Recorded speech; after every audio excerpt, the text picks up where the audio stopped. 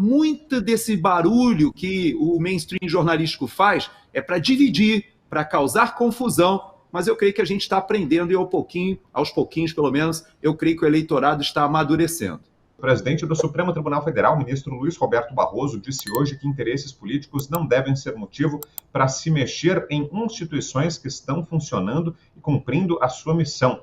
Foi uma resposta de Barroso depois de a Câmara ter avançado ontem com aquele pacote anti-STF, um pacote de medidas que tentam restabelecer o equilíbrio entre poderes no Brasil. Vamos ver o que falou Barroso. Porém, não se mexe em instituições que estão funcionando e cumprindo bem a sua missão por injunções dos interesses políticos circunstanciais e dos ciclos eleitorais. As constituições existem precisamente para que os valores permanentes não sejam afetados pelas paixões de cada momento. Nós aqui seguimos firmes na defesa da democracia, do pluralismo e da independência e harmonia entre os poderes. Começo com o Coronel Gerson Gomes. Sua análise, Coronel, sobre essa declaração. Eu creio que é uma declaração meio evasiva e até muito genérica. Defesa da democracia, defesa da Constituição.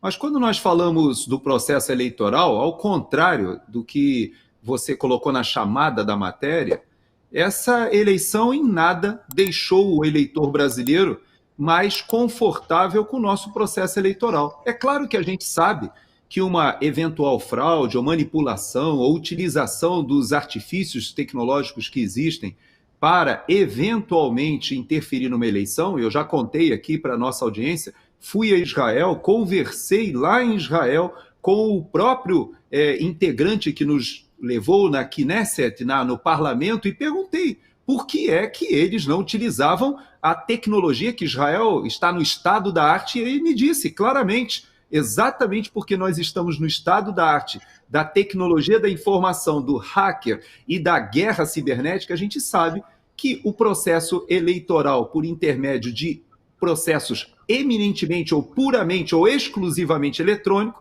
eles são muito vulneráveis. Então, é claro que a gente precisa retornar esse debate no Congresso Nacional, até porque esse assunto já foi aprovado 3 vezes e o Supremo Tribunal Federal ele atropela. Inicialmente argumentou que era uma questão econômica, que não tinha dinheiro para fazer que aquele experimento, que já foi experimentado com uma caixa colocada ali de acrílico, o eleitor conferia o seu voto, era picotado, caía ali naquela urna, e hoje até o Nicolás Maduro tira onda em cima da gente. Todo mundo olha para o Brasil e desdenha da nossa forma de utilizar a tecnologia, que é algo tão bom, mas sem a possibilidade de cumprir até a própria Constituição, que prevê a contagem pública dos votos. Então, é fundamental que a gente não chegue em 2026 com mais esse problema. Grande parte do que aconteceu na virada de 2022 para 2023 foi fruto da condução ruim que foi feita do Tribunal Superior Eleitoral. E vou mais, eu acho uma excrescência, um absurdo, inimaginável um país de dimensões continentais como o Brasil, com mais de 5.500 municípios, você fazer uma contagem centralizada em Brasília. Isso é um absurdo. Para isso, nós temos os estados, os tribunais regionais e estaduais, e se você tem algum tipo de fraude tecnológica, quando você tem a descentralização, isso significa que você tem que ter muito mais dificuldade, porque você precisa reproduzir a possibilidade que você tem de fazer um ardil, fica muito mais difícil. Agora, quando você faz tudo centralizado em Brasília, você coloca a centralização à disposição de quem, eventualmente, queira usar algum ardil ou algum código malicioso. Então, tenho que dizer o seguinte, a minha expectativa é que esse assunto volte e a gente chegue a 2026 com eleições pacificadas no país em relação, pelo menos, ao resultado do eleitor saber que aquilo que ele votou não vai ser simplesmente apertar um botão e o voto desaparece e você, pela fé, tem que acreditar que a contagem centralizada está sendo feita de modo fidedigno. Eu creio que a gente já passou dessa fase e o Brasil precisa avançar para eleições em 2026 e 2027 completamente diferente do que nós experimentamos em 2022. Perfeito. Deixa eu acrescentar então, Serrão, aproveitando esse comentário do coronel, uma outra fala do ministro Barroso, que disse que quem questionava urnas eletrônicas perdeu credibilidade. O presidente do STF afirmou que o sistema eleitoral brasileiro é exemplo para todo mundo. Serrão. Olha, todas essas falas do presidente do Supremo Tribunal Federal são esquisitas. Esquisitas, sim. Esquisitas. O adjetivo é esse. Como o ministro Barroso pode dizer que estamos com algo normal no Brasil? Instituições funcionando. Funcionando a favor de quem? Para quem? Com que interesse? Nunca o judiciário fez tanta política quanto agora, e o judiciário não pode fazer política. Mas os ministros do Supremo, inclusive o Barroso, defendem que o judiciário tem que fazer política. Caramba, então tá tudo distorcido. O poder não eleito não pode fazer política. Então esse é o ponto fundamental de tudo. Acompanho inteiramente o que disse o Gerson Gomes e acrescento vários pontos. A gente tem uma eleição, há várias eleições, a de 2022 foi o ápice da interferência da autoridade eleitoral, da administração eleitoral no processo eleitoral. E 2024, não, vai ser diferente. Não foi. Teve intervenção, a eleição foi comandada por resolução de novo do Tribunal Superior Eleitoral. Mas o Congresso Nacional está discutindo um código eleitoral. Notícia péssima para a nossa nação. O Código Eleitoral que está em discussão no Congresso Nacional, ele é assustador. Ele prevê censura, multa, é o tiro, porrada e bomba para a eleição. E tira a liberdade. Como é que você pode ter eleição sem liberdade para o debate? Eleição com censura? Aqui nós tivemos o X tirado do ar durante uma campanha eleitoral municipal. Isso teve efeito direto. Hoje, o presidente Jair Bolsonaro, numa entrevista à Rádio Ouro Verde, até deixou claro isso, que o PL poderia ter eleito muito mais gente se tivesse um debate, se o X estivesse aí funcionando plenamente. O cerceamento do debate, da liberdade de expressão, afetou completamente o resultado eleitoral. Então, se você teve uma ação do judiciário que afetou o resultado eleitoral, como é que fica a credibilidade desse processo eleitoral? Isso é um ponto fundamental que deveria estar sendo debatido politicamente. Não vamos entrar nem na questão de urna eletrônica, como o Barroso quer induzir, que é um dogma para eles, que a urna eletrônica é inquestionável. Não se aceita qualquer crítica à urna eletrônica. O problema não é a urna, gente. O problema é o nosso sistema eleitoral como um todo. A nossa Constituição só aceita o sufrágio universal. E o sufrágio universal só é possível se tiver contagem pública de voto. Nós não temos contagem pública do voto. Nós temos um sistema fechado que apura o voto centralizadamente em Brasília e totaliza lá, e você não vê como é que essa totalização acontece. Então, se você tem uma apuração de voto longe dos olhares do eleitor, isso é inconstitucional. De cara, na lata. E esse é o nosso problema. Só que você não pode debater isso. Se você debater isso, você é bandido. Você vai preso. Você será banido das redes sociais. Você pode sofrer multa, processo, porrada, bomba, banimento até do seu país. Isso é tirania. Isso é juristocracia. Isso não é democracia. Aqui, as instituições não estão funcionando normalmente. Por isso que a gente tem que questioná-las. Se a gente não fizer isso, quem reclama já perdeu. Quem não reclama perde mais ainda. Bom, mudando um pouquinho de assunto, vamos falar sobre o segundo turno da eleição municipal aqui em São Paulo. Olha só, a informação do jornal O Globo é que o governador de São Paulo, Tarcísio de Freitas, teria tido uma conversa com o Felipe Sabará, que foi o coordenador da campanha de Pablo Marçal, para falar sobre apoios no segundo turno. E nessa conversa, Tarcísio teria se mostrado indignado com a declaração de Marçal, que exigiu um pedido de desculpas para apoiar formalmente Ricardo Nunes no segundo turno. Tarcísio teria deixado claro a Marçal que esse pedido de desculpas não vai acontecer. O Felipe Sabará disse ao jornal que a conversa com o governador foi reservada, vai ficar entre ele e eu, combinamos que seria reservada e eu tenho palavra, não vou revelar o que falamos. e a assessoria de imprensa de Tarcísio também disse que não vai comentar o tema. Mas o que o jornal afirma é isso, que Tarcísio teria ficado indignado com o pedido de desculpas, com a exigência de Marçal de que o governador pedisse desculpas. Não só ele, Bolsonaro, Eduardo Bolsonaro, Silas Malafaia, o Marçal fez essa exigência publicamente e o governador teria respondido dessa forma. Coronel Gerson Gomes, o que nos diz, coronel, desse episódio e dessas negociações?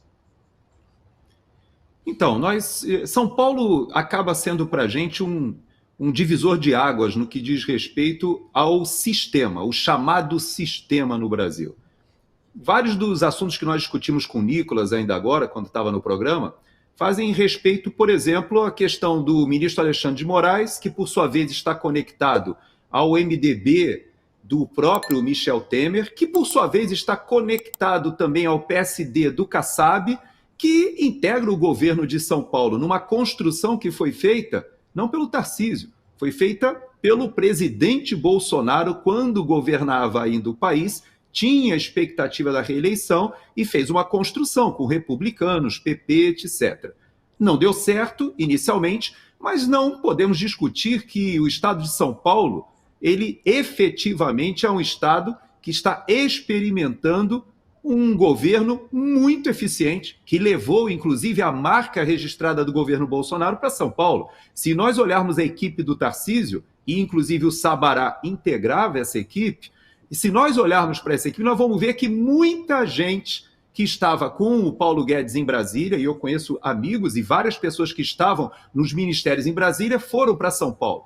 Então, é uma continuação do governo Bolsonaro. Agora, o Felipe Sabará é alguém muito respeitado. Desde a época do Novo, ele foi candidato a prefeito, inclusive conhece muito bem São Paulo, se envolve em vários projetos sociais na capital, e eu fico feliz dessa intermediação, sabe, Vitor? Porque eu imagino que agora o momento não é se pedir desculpa se o Marçal vai para o palanque, se não vai, mas dos eleitores do Pablo Marçal convergirem agora para a eleição do segundo turno. E como o presidente Bolsonaro falou até nessa entrevista que o Serrão mencionou lá com o Pitoli na Auriverde, esse é o momento de você votar no menos pior, evitar aquele que você não quer de jeito nenhum à frente da sua cidade. Se o Marçal ele está ofendido, se o Marçal entende que ele não possa apoiar frontalmente, eu falei aqui, e eu acho que foi na semana passada. Se não foi, não foi aqui, foi no Mundial Telenotícias, com Paulo Echevarria.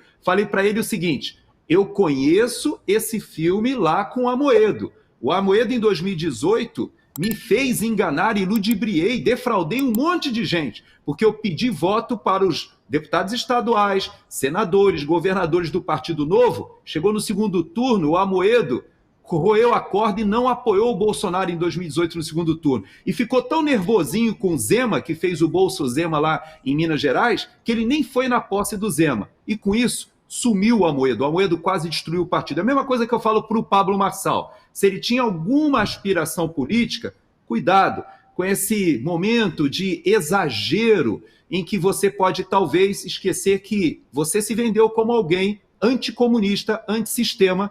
E eu não tenho dúvida que em São Paulo, agora o voto é anti-Boulos. Ou seja, não tem muita opção para a direita em São Paulo, não deveria sequer estar havendo esse tipo de dúvida no seio dos eleitores do Pablo Marçal. E acrescento uma outra declaração, Serrão, antes de te passar, sobre essa história de Ricardo Nunes, Pablo Marçal, essa suposta divisão. Olha só, fala do vereador Carlos Bolsonaro, vereador reeleito no Rio de Janeiro, com uma votação recorde. O Carlos Bolsonaro concedeu uma entrevista ao UOL e disse que os votos do Ricardo Nunes vieram do meu pai, não do Tarcísio. Eleito para o seu 7º mandato, com 30 mil votos, 130 mil votos, Carlos Bolsonaro rebateu as críticas em relação à atuação do ex-presidente Jair Bolsonaro e disse que os votos do Ricardo Nunes vieram do pai dele, de Bolsonaro, não do Tarcísio. Que tal, Serrão? Eu diria que os votos vieram do eleitor, nem do pai dele, nem do Tarcísio. Vamos parar com isso, gente. Olha, o eleitorado do Jair Bolsonaro é diferente, a parada é diferente, aqui não tem idiota. Então as pessoas têm a capacidade de livre pensar, é isso. Muita gente votou no Pablo Marçal porque achou que o Pablo Marçal representava a ruptura com o sistema. Quem fez isso? votou certo. É isso que a gente tem que entender. Não tem. A votação é escolha, liberdade de escolha. Não tem dirigismo. Votou pelo pai, pelo irmão, pelo filho. Por isso que é totalmente incoerente o que o Pablo Marçal está cobrando agora, pedido de desculpa, porque ele deixou claro mesmo, lá atrás, que ele entrou na disputa para a prefeitura porque ele queria combater, impedir que o Boulos fosse prefeito. Acabou. Então, diante disso, se o objetivo dele era esse, e acredito que seja sincero o que ele falou, ele não tem que questionar nada sobre pedido de desculpa. Ele tem que deixar o eleitor ter a livre escolha. E a livre escolha é votar para não termos uma prefeitura esculhambada pelo comunismo, pela esquerdopatia, pelo espírito de vingança, PT, PSOL e Companhia Limitada. É isso. Então, não cabe esse tipo de discussão, essas polêmicas são inúteis. Agora não é o momento de debate boca.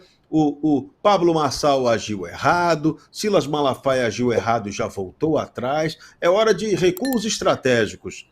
Por isso que o Bolsonaro foi muito sábio quando ele disse que o posto Ipiranga dele só tinha água. Ele não ia botar gasolina no fogo.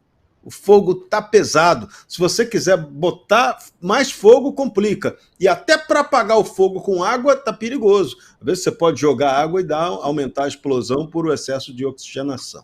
O ambiente político hoje exige estratégia, paciência, inteligência. Objetivo tático bem definido.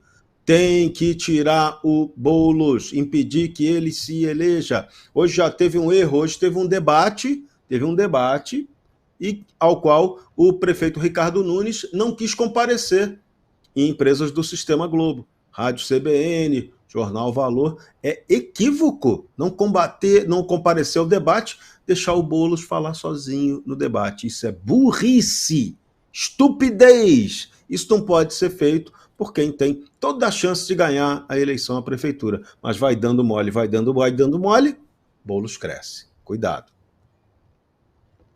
Deixa eu aproveitar então que o Serrão tocou nesse assunto e passar para essa nossa pauta. É a número 8, tá, Cláudio? Nosso diretor. Pauta de número 8.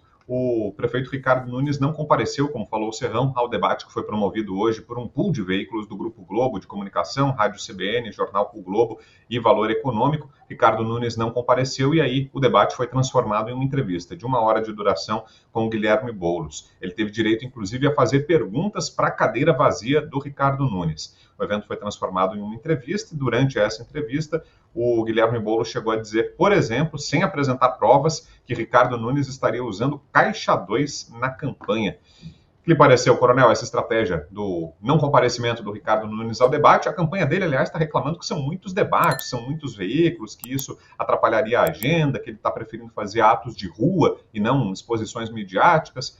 Essa foi a escolha feita. O que o senhor acha da estratégia, coronel? Microfone fechado, coronel.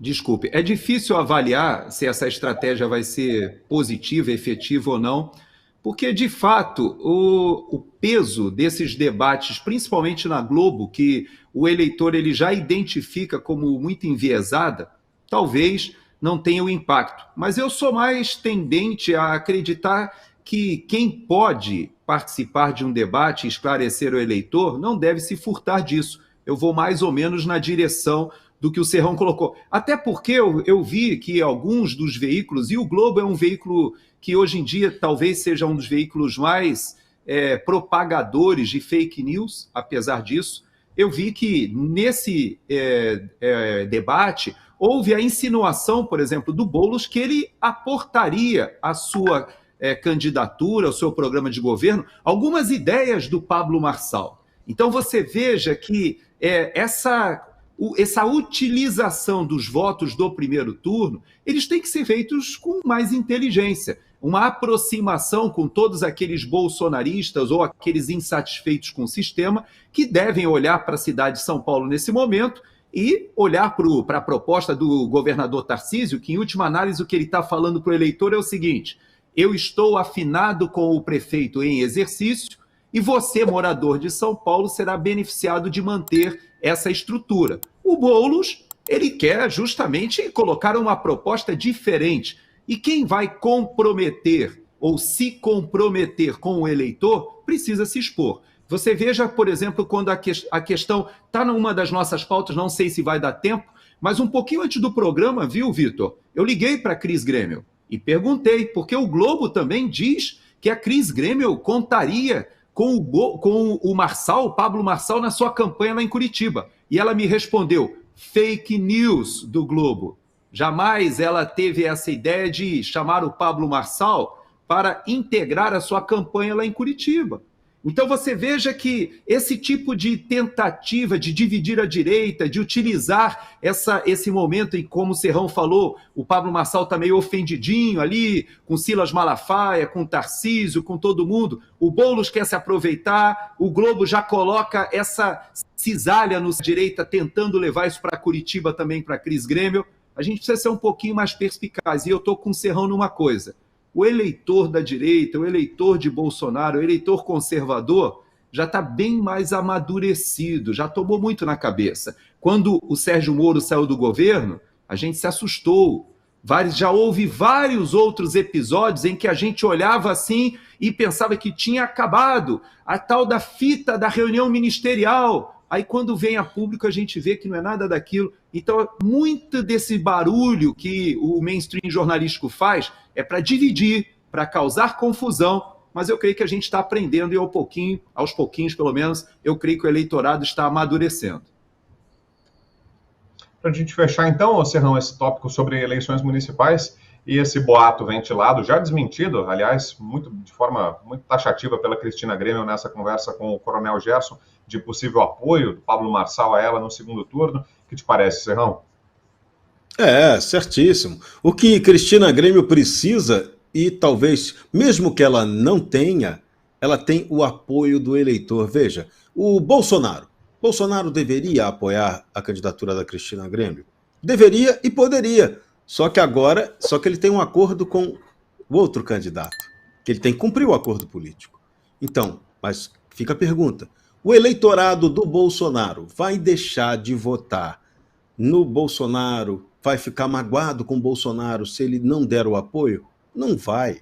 Ele vai votar em quem ele acha que tem que votar e ele vai votar. O bolsonarismo lá em Curitiba vai votar na Cristina Grêmio. Fim de papo, fim de jogo, passa régua. Esse que é o ponto. Então, a gente não pode entrar nessas discussões. A política não pode ser tratada, Vitor Brown, com ejaculação precoce de opiniões e comentários. E tem muita gente falando bobagem, muita gente se precipitando. Agora é hora da estratégia, é hora da calmaria. A própria Cristina agiu muito bem, não tem que... Se ela vai ter o apoio do Marçal, o Marçal pode apoiá-la, é livre para apoiá-la, mas o que ela tem que fazer é copiar a estratégia do Marçal. Ela tem que ser muito boa, como ela está sendo, no marketing digital. Se ela fizer isso, ela leva a Prefeitura de Curitiba, totalmente surpreendendo o sistema que jogou completamente contra ela. Aliás, a Cristina fez uma pergunta ótima lá para o eleitorado de Curitiba. Vocês já viram de que lado o PT vai ficar nessa eleição curitibana? Vocês já viram de que lado o PT vai ficar? É isso que ela está falando. Não vai ficar do lado dela, não. Então, pensa bem na hora de votar em Curitiba. Para a gente fechar, temos poucos minutinhos aqui de programa. Deixa eu trazer aqui um destaque internacional para a gente aproveitar também a presença do Coronel Gerson Gomes, falar sobre política externa e sobre questões militares. Tivemos um anúncio importante, o governo da Alemanha anunciou que está enviando mais armas para Israel para a luta contra os terroristas do Hamas e do Hezbollah. O anúncio foi feito pelo chanceler alemão Olaf Scholz, rebatendo o que disse serem acusações falsas contra o governo alemão. Qual a importância, coronel, desse gesto do envio de munição e armas da Alemanha para Israel? Não há dúvida que o Ocidente hoje, a despeito de muitas iniciativas que a gente vê na academia, grupos ligados à esquerda, principalmente os marxistas, que, paradoxalmente, né, sempre gostam de acusar a direita de ser nazista, mas, na verdade, o nazismo se caracteriza pelo antissemitismo. E o que a gente tem visto hoje é que o Ocidente se apercebeu do perigo que o Irã representa. O Irã hoje ele é o grande fomentador do terrorismo. E a Europa recebeu levas de imigrantes muçulmanos. E talvez as pessoas precisem lembrar que o mundo muçulmano ele é dividido entre 3 etnias principais: os árabes, os turcos, que tiveram ali descendência do próprio Império Turco-Otomano, e os iranianos, que são descendentes ali ainda do Império Medo-Persa. Os persas iranianos são normalmente xiitas. E alguns grupos radicais sunitas, que inclusive fizeram o ISIS, que são grupos que decapitaram cristãos, esses grupos radicais, a esses grupos, não interessa nenhum tipo de acordo entre judeus, entre árabes, principalmente sunitas ali do Golfo Pérsico, e por isso o Irã ele fomenta o terrorismo do Hamas, do Hezbollah, ele fomenta a guerra civil no Iêmen já há muitos anos, em que Irã e Arábia Saudita estão ali dentro disputando. Pouca gente fala, 500 mil mortes na Síria, entre os próprios muçulmanos e entre os próprios árabes, em que o Irã se coloca ao lado do Bashar al-Assad. Então, o Irã hoje, ele no Iraque, na Síria, no próprio Líbano, no Iêmen e até mesmo ali dentro de Israel, na parte da Cisjordânia e no Hamas, ali na faixa de Gaza, ele fomenta o terrorismo internacional. E a Alemanha identifica esse assunto. Pena que o Brasil, como o nosso ministro da Defesa falou essa semana, por questões ideológicas, o Brasil resolveu ficar do outro lado. Veja que o Brasil poderia ter se desfeito de uma munição que a gente não utiliza mais, e o pior, a tecnologia dos blindados migrou para o calibre 120, a gente tinha bastante munição ainda de um calibre de 90 milímetros, que podia passar para a Alemanha e que ia repassar para a Ucrânia. Sim, é verdade. Até porque a Alemanha não utiliza mais esse calibre, mas ela vendeu os Leopard para o Brasil e ela podia recomprar essa munição que está estragando no Brasil.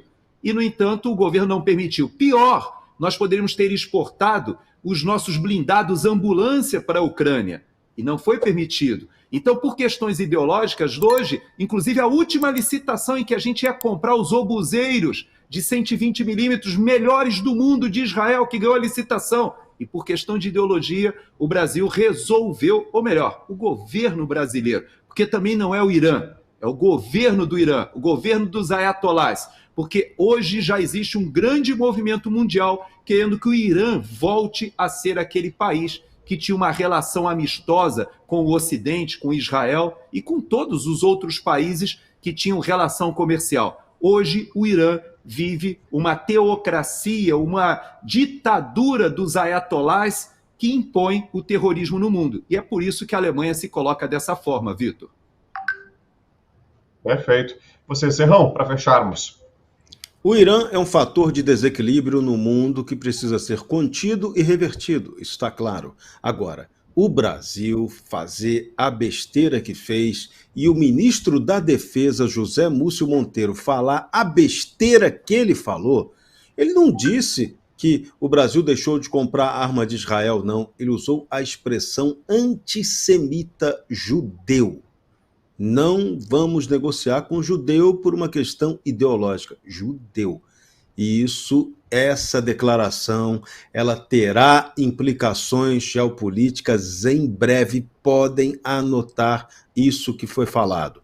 Ou o ministro quis dar uma de esperto e tirou o dele da reta, ou ele quis causar indiretamente um problema diplomático ainda maior para o Brasil, que enfrenta já problemas de relacionamento com Israel. Vamos lembrar, nosso presidente Luiz Inácio Lula da Silva é persona non grata em Israel. Isso não mudou e continua. Daqui a pouco, não demora, Lula pode se transformar em inimigo de Israel. Aí o bicho vai pegar, hein? Uma retificação, o obuseiro Atmos israelense é 155 milímetros, aí os especialistas não me corrijam.